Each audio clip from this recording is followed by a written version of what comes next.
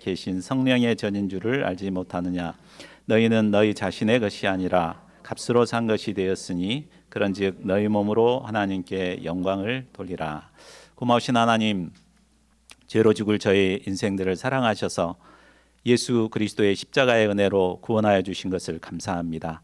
저희가 이제 참 거룩한 하나님의 참 형상을 회복한 성도가 되었음을 깨닫습니다. 주님께서 저희들을 또 귀한 교회로 이루어 주셨는데 저희가 어떻게 하나님께서 기뻐하시는 교회를 이루어갈 수 있을 것인가 깊이 배울 수 있도록 도우시기를 기도합니다. 이 시간 성령께서 저희들에게 풍성한 은혜 허락하여 주시옵소서. 감사하고 모든 말씀을 주 예수 그리스도 이름으로 기도하였습니다. 오늘날은 사생활을 중시하는 시대입니다. 남의 일에 간섭하는 것을 불쾌하게 생각하고 정말 가까운 사이라도 말을 꺼내기가 어렵습니다.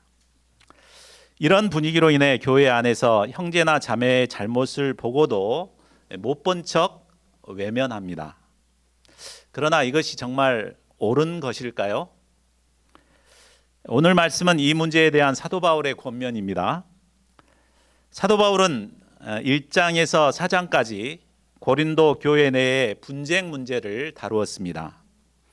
그리고 오늘 배울 5장과 6장 말씀을 통해 교회 내의 음행 문제 또 소송 문제를 어떻게 다루어야 하는가를 가르쳐주고 있습니다.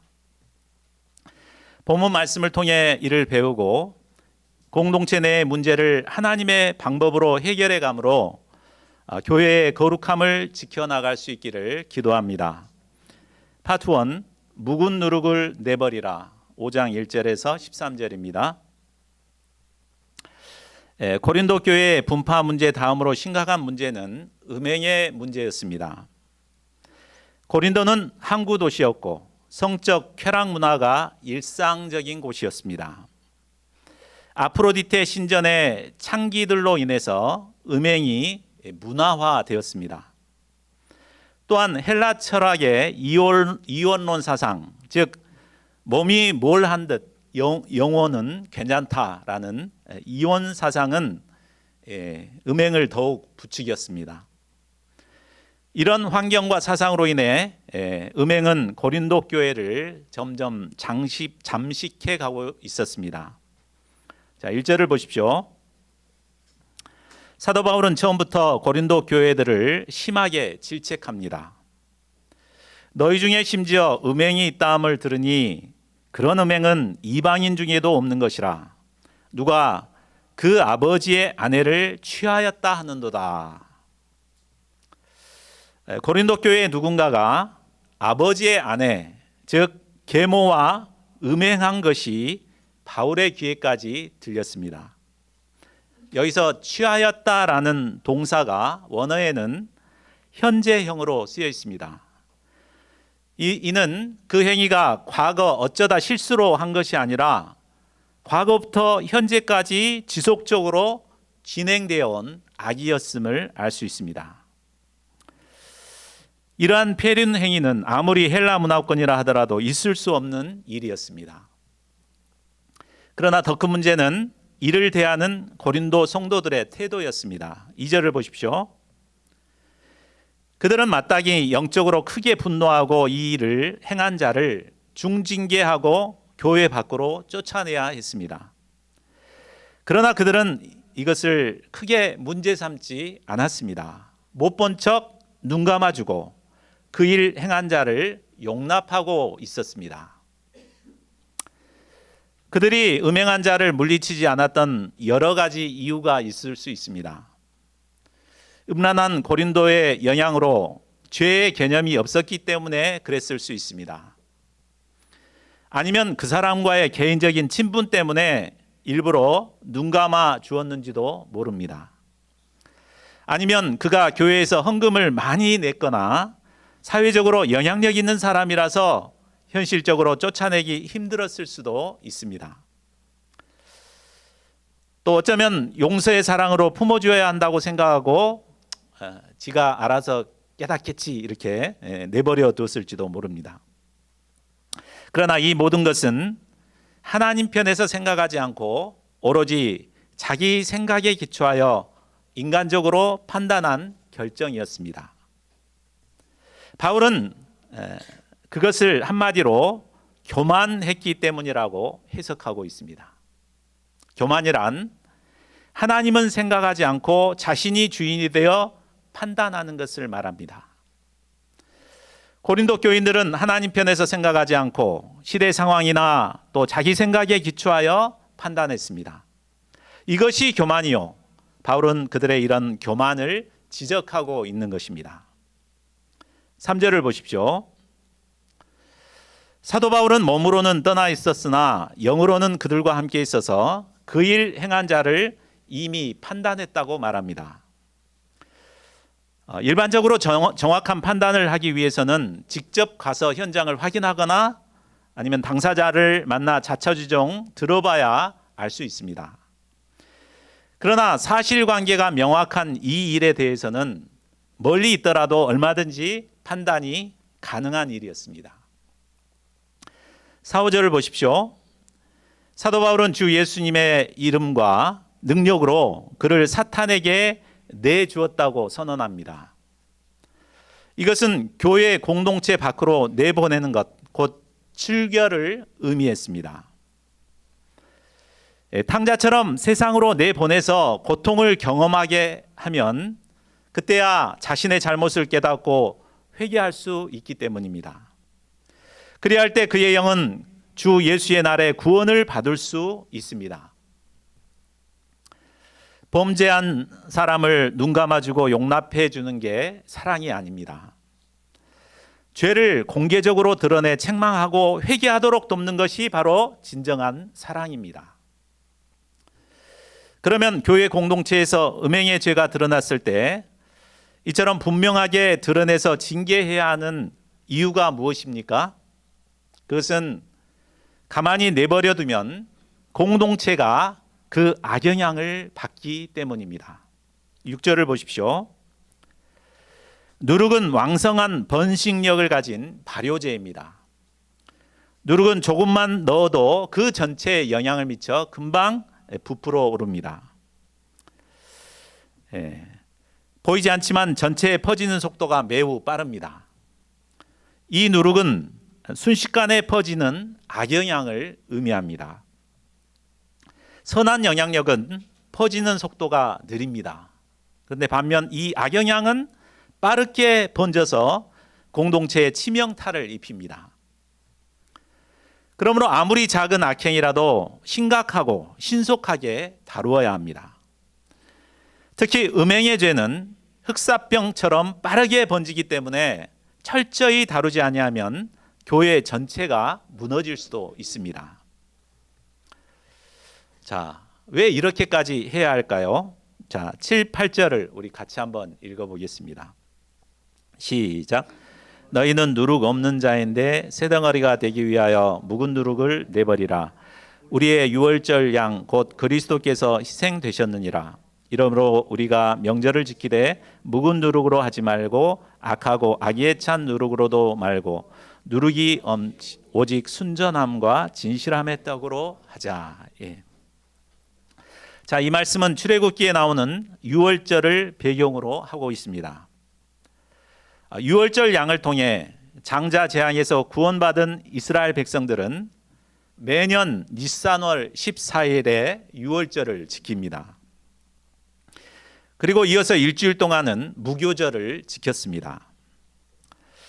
유월절 전에 집안에 있는 모든 누룩을 제거했고 무교절 기간에는 누룩이 없는 새 가루 덩어리로 만든 무교병을 먹었습니다. 유월절 어린 양은 바로 예수 그리스도를 예표하고 있습니다. 하나님의 어린 양 예수님은 죄의 누룩으로 더럽혀진 우리를 구원하시기 위해 십자가에서 죽으셨습니다. 이를 통해 우리에게 덕지덕지 붙어있던 누룩을 없애고 새덩어리가 되게 하셨습니다. 예수 그리스도를 통해 깨끗함을 얻은 성도들은 무교절 명절을 지키듯이 누룩을 없애고 순전함과 진실함의 떡으로 살아야 합니다. 이를 위해서는 우리에게 있는 묵은 누룩과 악하고 악의에 찬 누룩을 제거해야 합니다. 묵은 누룩은 예전부터 가지고 있던 죄악된 습성을 가리킵니다. 예수님을 영접하기 전 행하던 죄악된 습관은 구원받은 후에도 쉽게 되살아납니다. 구원받아서 사라졌을 것 같은데 어느 순간 다시 이렇게 살아나죠. 그러므로 우리는 수시로 이제 이 묵은 누룩을 찾아서 제거해 내야 합니다. 또한 악하고 악의에 찬 누룩은 자신의 유익을 위해서 의도적으로 악을 행하는 것들을 말합니다. 이런 누룩은 자신의 의지와 감정이 투영되어 있기 때문에 이것이 누룩이라고 발견하기 어렵습니다. 그러나 진리의 말씀 앞에서 겸손히 자신을 돌아볼 때, 이야, 이것이 누룩이었구나 깨닫고 회개할 수 있습니다. 신앙생활이란 한마디로 우리에게 있는 누룩을 제거하는 삶이라고 할 수 있습니다. 하나님의 말씀 앞에서 죄악된 옛 습성의 묵은 누룩을 제거하고 또 현재 우리의 내면에 도사리는 악하고 악의에 찬 누룩을 제거하는 삶이어야 합니다. 에베소서 4장 22, 24절은 말씀하고 있습니다. 한번 같이 읽어볼까요? 시작. 너희는 유혹의 욕심을 따라 썩어져가는 구습을 따르는 옛사람을 벗어버리고 오직 너희의 심령이 새롭게 되어 하나님을 따라 의와 진리의 거룩함으로 지으심을 받은 새 사람을 입으라. 이것이 바로 우리 신앙인들의 삶인 것입니다. 우리에게 있는 누룩을 제거함으로 순전함과 진실함으로 주님을 섬기는 저희 모두가 되기를 기도합니다. 자, 9절을 보면 바울은 이전에도 고린도 교회에 편지를 써서 음행하는 자들을 사귀지 말라고 했음을 알 수 있습니다. 그런데 이 말은 세상에 음행하는 자들이나 다른 죄인들을 사귀지 말라는 말이 아닙니다. 만일 그렇게 하게 되면 우리는 세상 밖으로 나가야 할 것입니다. 세상의 모든 죄인들은 우리의 전도의 대상입니다. 우리는 세상 죄인들과 만나야 합니다. 그리고 사귀고 그들에게 기회를 얻어 생명의 복음을 전해야 합니다. 11절을 보십시오. 바울이 음행한 자들을 사귀지 말라고 한 것은 교회 밖의 사람들을 말하는 것이 아니라 바로 교회 안에 있는 사람을 말한 것입니다. 만일 어떤 형제라 일컫는 자가 음행을 하거나 탐욕을 부리거나 우상 숭배를 하거나 모욕하거나 술 취하거나 속여 빼앗거든 사귀지도 말고 그런 자와는 함께 먹지도 말라는 것입니다. 12, 13절을 보십시오. 교회에 다니는 신자라고 해서 다 때묻지 않고 순수한 사람만 있는 것이 아닙니다. 신자를 가장해서 사기치는 사람도 있습니다. 또 거짓말로 속여서 자기 욕심을 채우는 자들도 있습니다. 이런 자들이 있으면 교회는 시시비비를 가려서 잘못한 자를 분명하게 책망하거나 징계해야 합니다. 이것을 권면과 징계의 앞자를 따서 권징이라고 부릅니다. 권징은 말씀, 성례와 함께 교회에 반드시 있어야 할 중요한 세 가지 지표입니다. 교회는 권징을 통해 내부에 틈타는 누룩을 제거하고 거룩한 교회 공동체를 이루어가야 합니다. 그렇다면 구체적으로 어떻게 권징을 해야 할까요? 이것에 대해서 예수님께서도 친절하게 마태복음 18장에서 잘 알려주셨습니다. 만일 형제가 죄를 범한 것을 발견하면 어떻게 해야 될까요? 먼저 발견한 그 사람이 그 형제에게 찾아가서 권고해야 됩니다. 형제님, 내가 보니 참 잘못했습니다. 돌이키십시오.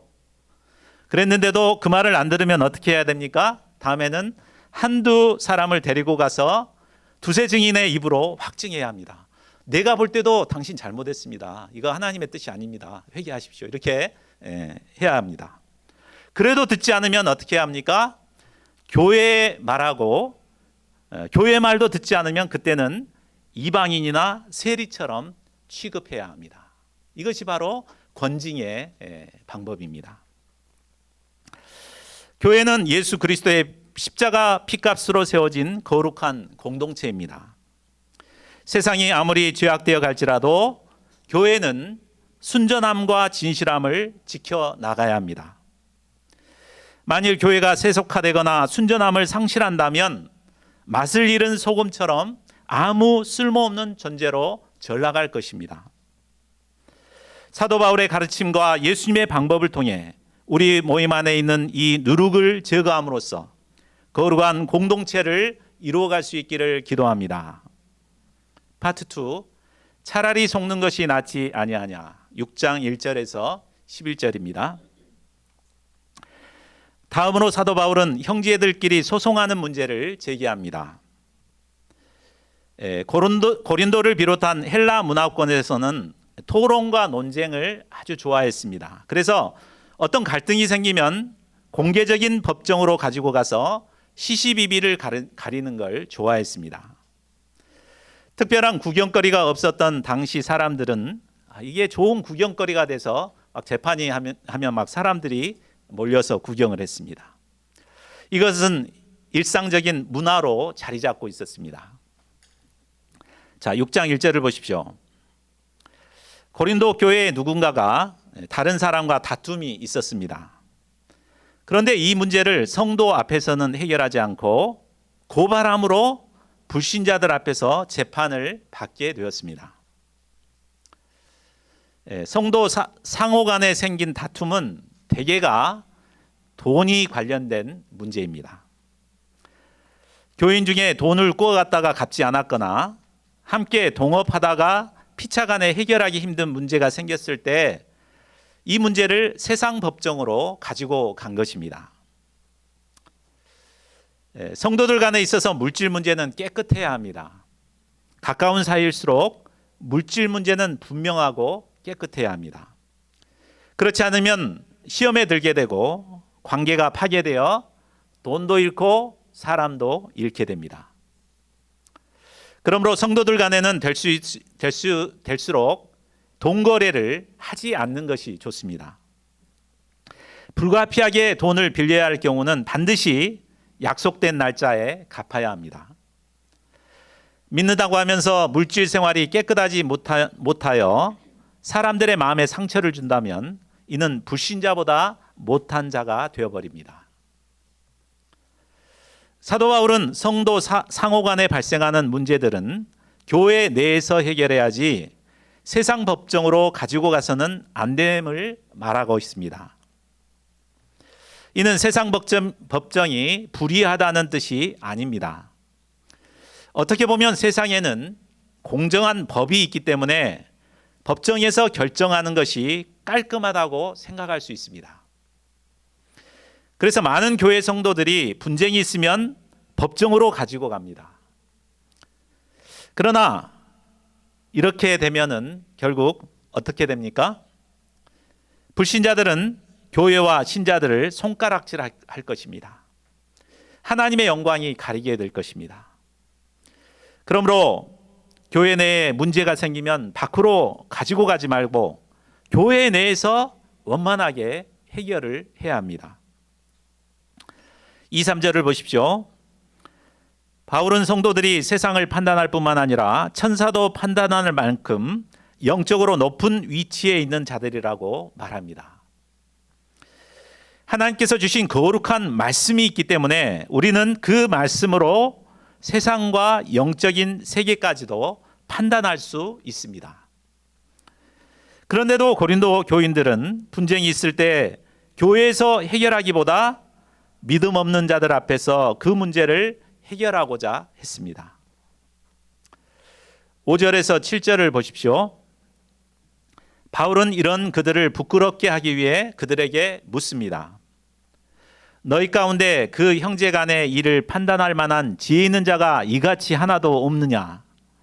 형제가 형제와 더불어 고발할 뿐더러 믿지 않은 자들 앞에서 하느냐? 우리 한번 같이 읽어볼까요? 너희가 피차 고발함으로 너희 가운데 이미 뚜렷한 허물이 있나니 차라리 불의를 당하는 것이 낫지 아니하며 차라리 속는 것이 낫지 아니하냐. 바울은 그들이 피차 고발함으로써 이미 뚜렷한 허물이 드러났다고 말합니다. 여기서 말하는 허물은 구체적으로 무엇을 말할까요? 형제를 사랑하지 않는다는 허물입니다. 형제를 고발하는 자는 자신이 형제를 사랑하지 않고 미움의 대상으로 여기고 있다는 이 허물을 만천하에 드러낸 것입니다. 이런 허물이 드러났을 때 세상 사람들은 교회를 뭐라고 하겠습니까? 교회는 형제도 사랑하지 않고 자기 이익만 챙기려는 이기적인 자들의 모임이라고 생각할 것입니다. 그런 교회는 결코 다니고 싶지 않다고 할 것입니다. 사도 바울은 그럴 바에야 차라리 불의를 당하는 것이 낫고 속는 것이 낫다고 말합니다. 왜 그렇습니까? 8절을 보십시오. 우리가 고발하는 대상은 바로 우리가 사랑해야 할 형제이기 때문입니다. 예수님의 핏값을 주고 산 고귀한 형제이기 때문에 그렇습니다. 그런데 우리가 사랑해야 할 형제를 고발한다는 것은 하나님께 불의를 행하고 속이는 심각한 죄가 됩니다. 계속해서 바울은 우리가 형제 간에 불의를 행하거나 속여서는 안 될 필연적인 이유를 말합니다. 9절 10절을 보십시오. 하나님의 나라는 불의한 자는 결코 들어갈 수 없습니다. 이것을 잘 알고 있는 사탄은 우리를 유혹하여 구원을 얻지 못하도록 우리를 미혹합니다. 음행, 우상숭배, 음욕을 품고 막 탐색하는 자, 동성애자, 도둑질하는 자, 탐욕을 부리는 자, 술 취하는 자, 모욕하는 자, 속여 빼앗는 자가 되도록 끊임없이 우리를 미혹합니다. 그래서 결국 하나님의 나라를 유업으로 얻지 못하도록 역사하고 있습니다.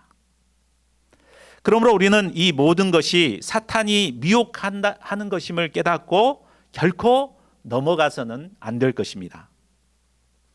11절을 보십시오. 사실 과거 우리도 앞서 바울이 열거한 죄인들이었습니다.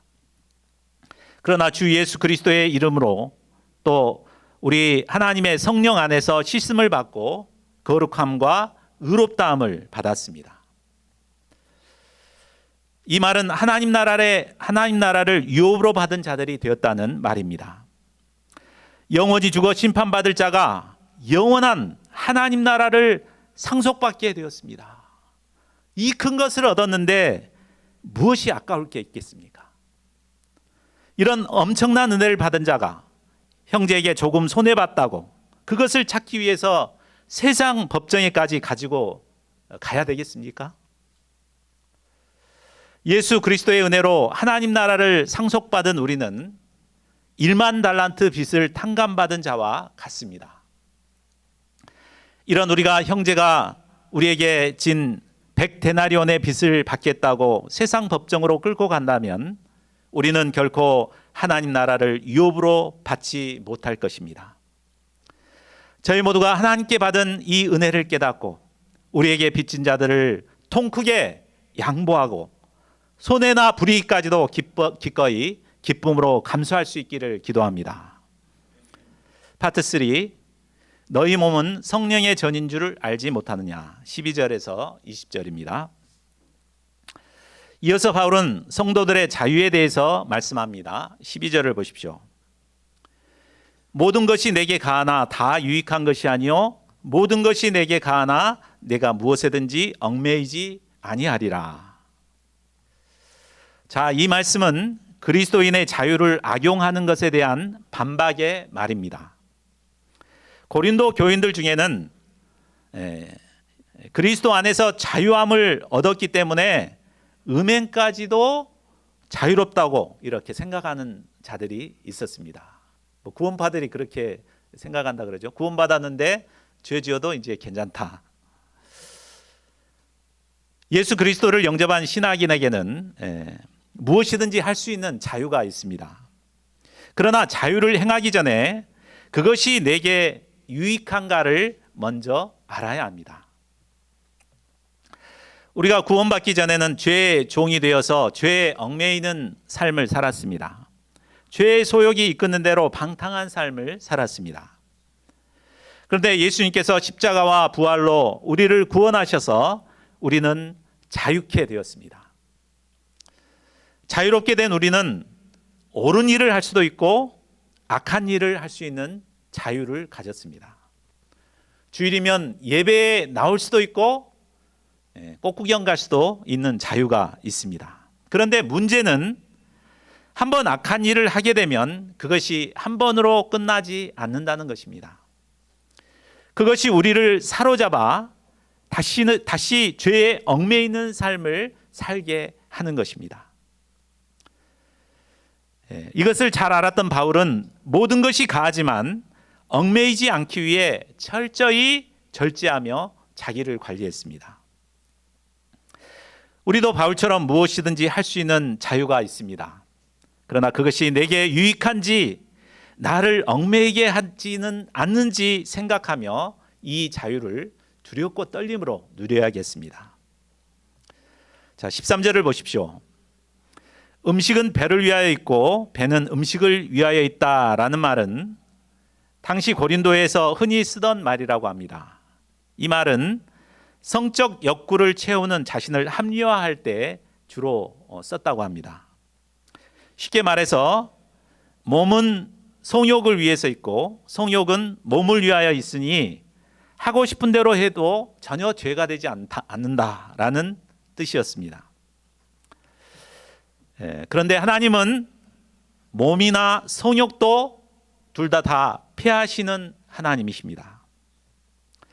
혈기왕성한 젊은 청춘도 세월이 지나면 늙고 병들고 쇠하여 결국 흙으로 돌아갑니다. 바울은 분명하게 선언합니다. 몸은 음란을 위하여 있지 않고 오직 주를 위하여 있으며 주는 몸을 위하여 계시느니라. 우리의 몸은 육신의 정욕대로 살라고 주신 것이 결코 아닙니다. 오직 주를 위해 살라고 주신 것입니다. 또한 하나님께서도 우리 몸을 위하는 분이십니다. 어떻게 위하십니까? 14절을 보십시오. 하나님이 주를 다시 살리셨고 또한 그 권능으로 우리를 다시 살리시리라. 십자가에 달려 죽으신 예수 그리스도를 다시 살리신 하나님께서 또한 그 부활의 권능으로 우리를 살리실 것입니다. 이때 우리의 썩을 육신은 썩지 아니할 것으로 다시 살아납니다. 욕된 육신은 영광스러운 몸을 입게 되고 약한 육의 몸은 강하고 신령한 몸을 덧입게 됩니다. 넘겨주세요. 예. 자, 이것이 모든 성도들이 바라는 부활의 산 소망입니다. 자, 15절을 보십시오. 우리의 몸은 그리스도의 지체입니다. 이 거룩한 그리스도의 지체로 창녀의 지체를 만들 수 없습니다. 우리는 그리스도의 지체로 그리스도와 한 몸을 이루어야 합니다. 이를 위해서 어떻게 해야 합니까? 17, 18절을 보십시오. 그리스도와 영으로 한 몸을 이루기 위해서는 음행을 피해야 합니다. 음행의 죄를 범하는 자는 그리스도의 몸 밖에 있는 자입니다. 그리고 그는 자기 몸의 죄를 범하는 자입니다. 청년의 정욕은 뜨거운 불씨와 같습니다. 만일 우리가 불씨를 안고 기름 가까이 간다면 불씨는 불이 붙어서 인간의 힘으로는 도저히 끌 수 없는 상태가 되어버릴 것입니다. 그러므로 우리는 요셉이 보디발 여사의 유혹을 피했듯이 음행을 피해야 합니다. 요셉처럼 우리를 유혹하는 환경이 있다면 당장에 끊고 아예 가지를 말아야 합니다. 그래도 안 되면 요셉처럼 겉옷을 벗어 던져서라도 그 자리에 벗어나야 합니다. 사도 바울은 이제 결론적으로 말씀합니다. 19, 20절을 보십시오. 우리 19, 20절 요절인데 같이 읽겠습니다. 시작. 너희 몸은 너희가 하나님께로부터 받은 바 너희 가운데 계신 성령의 전인 줄을 알지 못하느냐. 너희는 너희 자신의 것이 아니라 값으로 산 것이 되었으니 그런즉 너희 몸으로 하나님께 영광을 돌리라. 사도 바울은 우리 신자들의 몸을 두 가지로 정의합니다. 첫째는 우리 몸은 바로 성령의 전입니다. 성령의 전이란 성령께서 활동하시는 거룩한 활동 무대라는 말입니다. 성령께서는 믿는 자들의 몸에 거주하셔서 일하고 계십니다. 그런데 우리는 우리 몸에 계신 성령님은 생각지 않고 자기 마음대로 몸을 사용하기 쉽습니다. 그러면 어떻게 됩니까? 내 안에 계신 성령님은 정말 말할 수 없는 탄식으로 고통을 겪으실 것입니다. 우리의 몸이 성령의 전임을 아는 자는 늘 성령을 의식합니다. 그리고 성령께 묻습니다. 그리고 성령님이 원하시는 뜻에 따라 살고자 힘씁니다. 그래야 할 때 우리는 성령의 사람이 되어 하나님께 기이 쓰임 받을 수 있습니다. 둘째로 우리의 몸은 내 것이 아니라 예수님의 것입니다. 우리의 몸은 예수님께서 값으로 사셨습니다. 여기서 값은 바로 예수님의 핏값입니다. 사탄 마귀의 종이었던 우리를 위해 예수님께서는 고귀한 피를 흘려주심으로 우리는 이제 하나님의 자녀가 되었습니다. 우리는 내 몸을 내 마음대로 움직일 수 있기 때문에 자신이 주인이라고 착각합니다. 그러나 우리의 몸은 우리를 사신 예수님의 것이고 예수님으로부터 일정 기간 사용권을 받은 청지기일 뿐입니다. 우리는 장차 우리의 몸의 주인이신 예수님께 나아가 우리의 몸을 어떻게 사용했는지 결산을 받게 됩니다. 자, 이것을 아는 사람은 마음대로 살아가지 않습니다. 늘 예수님의 뜻이 무엇인가를 생각합니다. 예수님 무엇을 하면 기뻐하실까? 예수님이 기뻐하시는 것이 무엇일까 생각하며 살아갑니다. 자, 그렇다면 이런 몸을 가진 우리가 이 세상에서 어떻게 살아야 할까요? 그런즉 너희 몸으로 하나님께 영광을 돌리라. 우리가 이 말은 참 많이 합니다. 하나님께 영광 돌립시다. 하나님께 영광 돌립니다. 뭐 이렇게 말은 많은데 참 막연하게 생각됩니다. 그런데 오늘 말씀을 기초로 볼 때 하나님께 영광을 돌린다는 것은 구체적으로 어떻게 하는 것입니까? 소극적으로는 우리 몸에서 솟아나는 음욕을 피하는 것입니다. 우리 몸에 있는 묵은 누룩과 악하고 악에 찬 누룩을 철저하게 제거하는 것입니다. 또 적극적으로는 현실의 손해를 감수하면서도 형제를 사랑하는 것입니다. 영원한 하나님 나라를 소망하며 우리에게 빚진 형제를 용서하는 것입니다. 이런 삶을 통해서 하나님께서 영광 받으십니다. 저희 모두가 하나님께 영광 돌리는 자들이 되기를 기도합니다. 말씀을 맺겠습니다. 오늘날 우리가 살고 있는 이 세상은 고린도와 같이 음란한 시대입니다. 이런 시대 분위기에 영향을 받은 많은 신자들이 또 많은 교회들이 점점 거룩함을 잃어가고 있습니다. 사도 바울은 이런 우리에게 말씀합니다. 우리가 그리스도의 희생으로 누룩이 없는 새덩어리가 되었으니 죄악된 악한 습성을 버리고 순전함과 진실함을 가지라고 말합니다. 형제와 대립하고 갈등해서 세상 사람들에게 손가락질을 받느니 차라리 손해를 보고 희생하라고 하십니다. 무엇보다 우리의 몸을 통해 하나님께 영광을 돌리라고 합니다. 또한 우리 안에 누룩을 제거함으로 순전하고 진실한 거룩한 교회 공동체를 이루라고 하십니다. 저희 모두가 사도 바울의 권면을 영접하고 감당하는 가운데 하나님 기뻐하시는 교회가 되어 어두운 이 시대에 하나님께 영광을 돌릴 수 있기를 간절히 기도합니다. 우리 요절 말씀 읽고 함께 기도하는 시간 갖겠습니다. 시작. 너희 몸은 너희가 하나님께로부터 받은 바 너희 가운데 계신 성령의 전인 줄을 알지 못하느냐. 너희는 너희 자신의 것이 아니라 값으로 산 것이 되었으니 그런즉 너희 몸으로 하나님께 영광을 돌리라. 예.